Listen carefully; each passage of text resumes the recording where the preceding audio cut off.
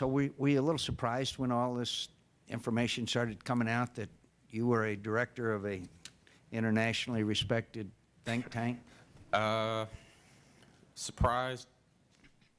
Not really.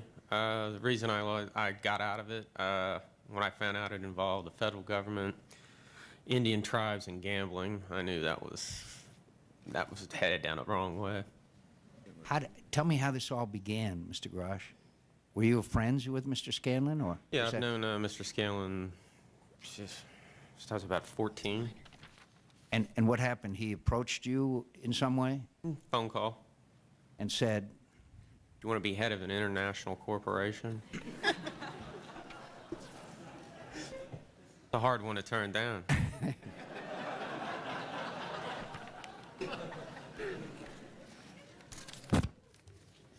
And at the time, were you living in Rehoboth Beach? Yes, sir. And Mr. Scanlon then informed you that your home would be the headquarters, or did you even? Actually, at that point, no, there was no headquarters. Tell me, could you tell me just the sequence of events that took place after that? I asked him what I had to do, and, you know, he said nothing, so that sounded pretty good to me. And then,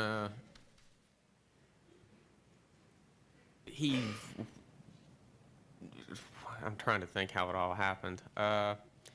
He came by, we spoke about it, and I just, you know, at the time, I was like, yeah, sure, but not really taking it seriously. And then he had me sign some papers, and then we went to I met him here in D.C., and we took over the bottom of the house I was living in. Did you receive compensation for this role? Yes. And your background is a very honorable one, I understand, as a lifeguard. Is that correct? Among other things. I'm not a lifeguard anymore, no. And could you give us a little resume of some of your background? Right now, I'm a excavator. I'm a machine operator, construction worker, mentor in preschools, bartender, typical beach. Thank you. Employment. And do you remember the extent of the compensation that you received from Mr. Scanlon, roughly? No more than $2,000, $2,500. A month? No, total. Total.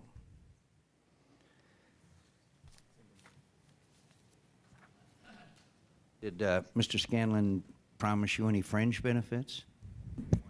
Well, you know, I don't know if this is related to the AIC. We went to a Washington Capitals Pittsburgh Penguin hockey game. Good. Oh, did you go to St. Bart's with him? No. By that time, I was no longer. See.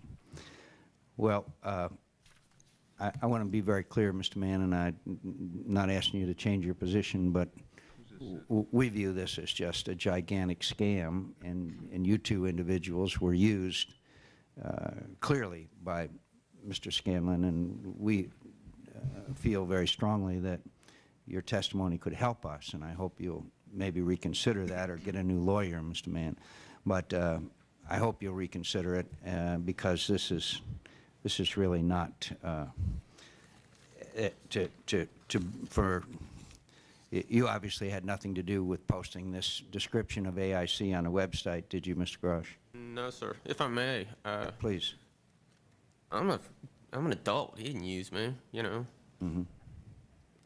Got sense, you know. It's a pretty good deal, huh? Well, obviously not. At the time, it seemed like a good deal. Well, you know, I didn't just crawl out of a cotton patch. Anything that sounds too good to be true usually is, you know.